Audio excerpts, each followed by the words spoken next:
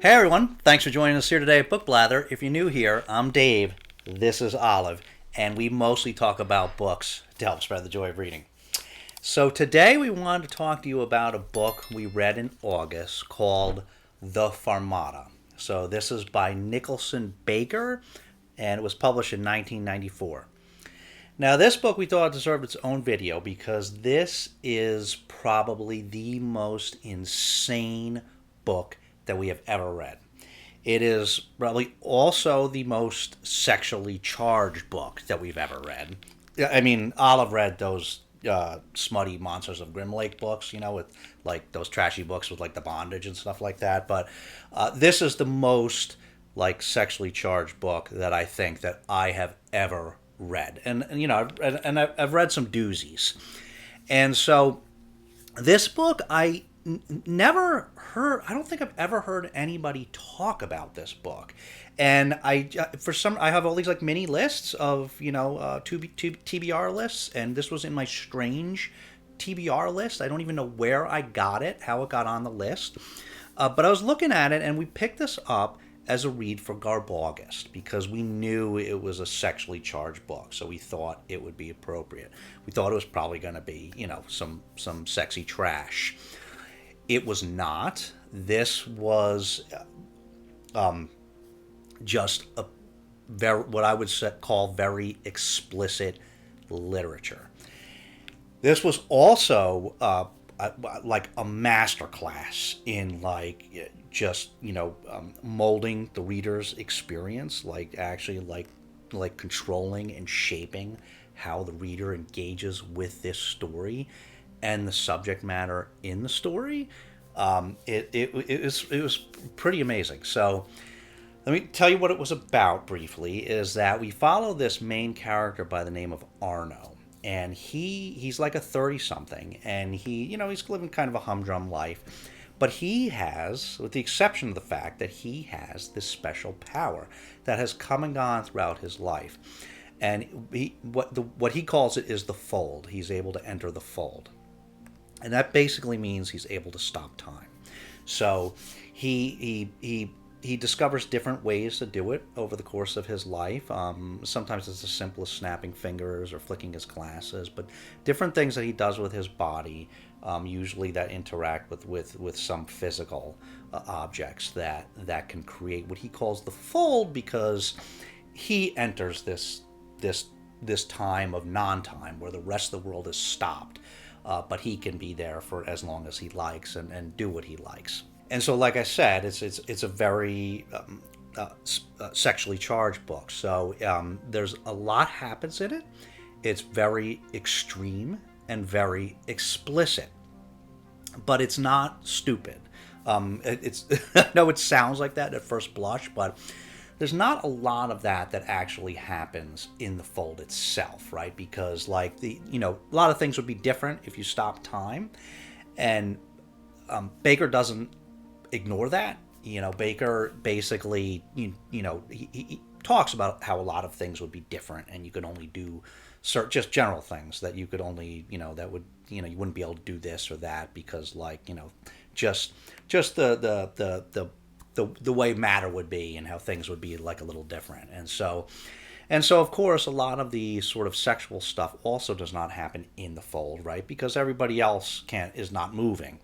So it takes place different, a little bit in the fold, a lot in real time, because Arno is able to dictate what happens when time is not stopped based on things that he does when time is stopped. So he can create, he will do stop time, do things, and create, cause certain scenarios then to happen later. And so a lot of it takes place out, and a lot of it takes place in some fictional stories that Arno writes. And so, this leads me to one of like the remarkable things about this novel is that it tells a lot of this story through these evolving narrative forms, right? So it starts out with Arno himself is actually a typist, right? He's a temp that just does transcriptions, right? Typing people's audio out. But he's telling this story in the context of him writing his real life autobiography. But in the course of doing that, or writing that autobiography, he then talks about writing a pure fictional story, which is central to the plot, and then we also see him then doing that in audio form. So we witness the experience of a fictional story in audio, till eventually he moves to telling a speculative real life tale, which I won't say any more about because I don't want to spoil that. But it's amazing how much I can talk about this book without actually spoiling anything.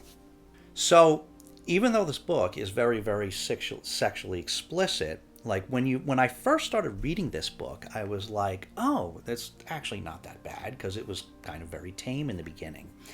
And that escalates, right? And so what Baker does, what I think he does an amazing job of doing, is he basically takes, like sexual foreplay and transforms that into the literary form, so that we basically have literary foreplay here.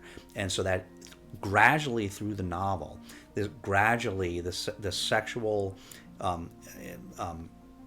descriptions and scenes are gradually increasing in level of extremity, so that he is like basically bringing gradually and gently not so gently, but bring the reader through this. And if if you have any kind of sexual appetite when you're reading this story, there are definitely, as it moves on, there will be certain points where you're definitely gonna get like a little emotionally escalated, I guess you would say.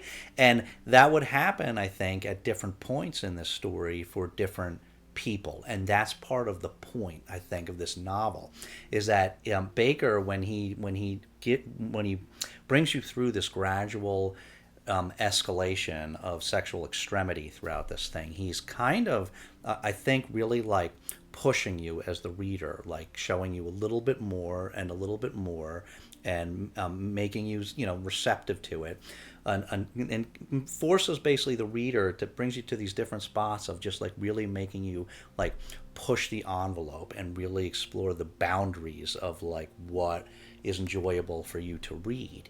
And for me myself, like I'm not a prude or shy in any way with this sort of thing, but I myself eventually got to one point where it was, I have to say, it was pretty crazy and kind of exciting crazy as I went through it, until eventually got to this just one spot that was like a little too much for me, and I was like, whoa. And so I think that's part of the genius of the story, that he does this. And I think a lot of the way that he does that is with these evolving narrative forms. Like I was saying, like originally you're starting out with more real life narrative forms in terms of what he does for a living and him writing the autobiography, and that gradually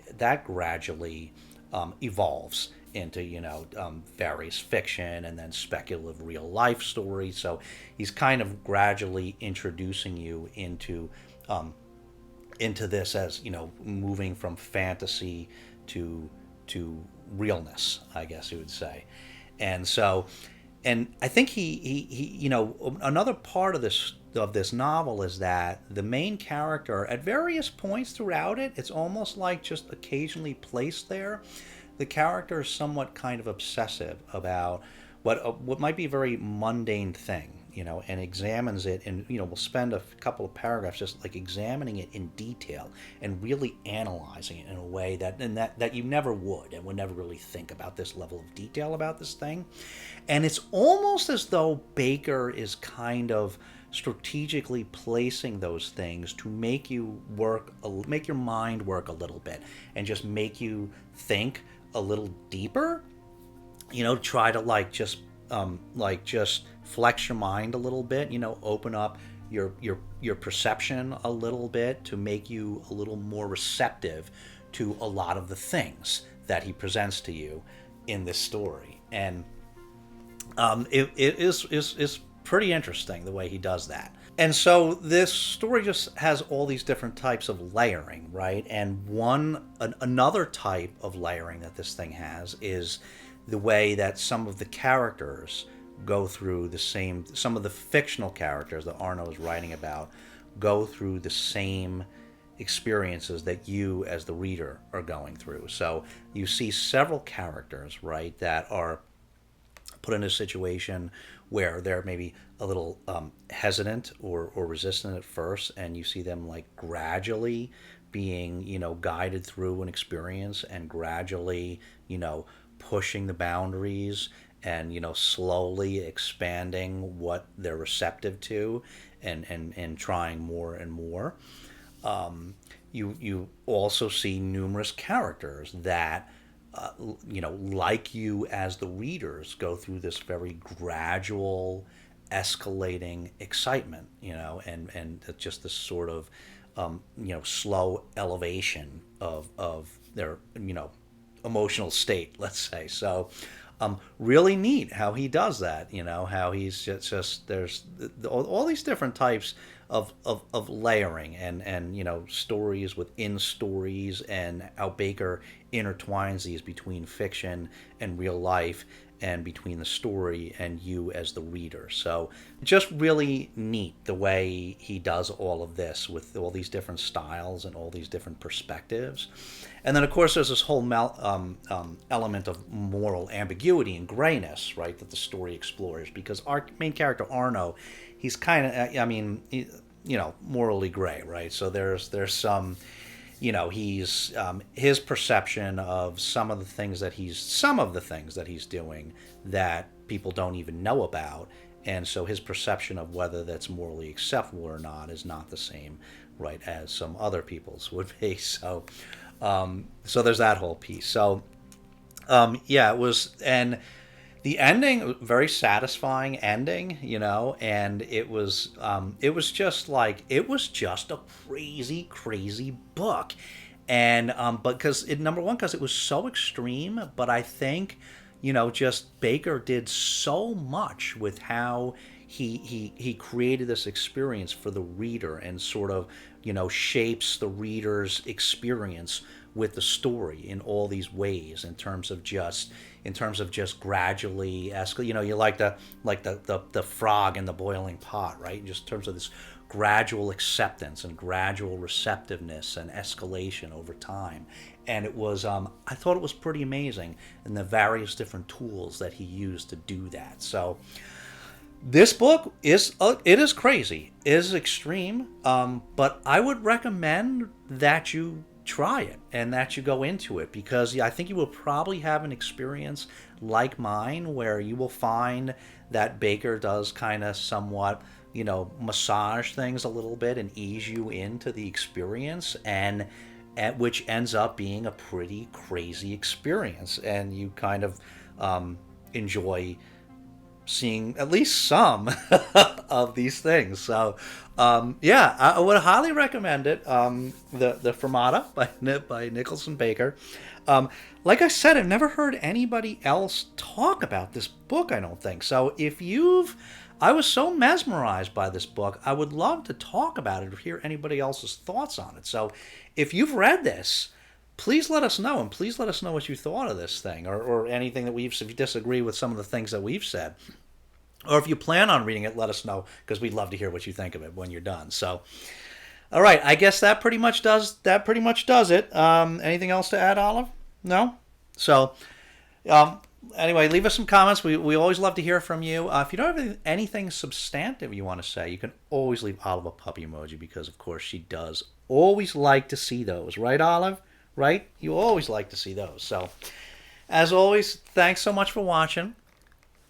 We will see you again very soon. But in the meantime, take care of yourselves and each other, and we'll see you next time.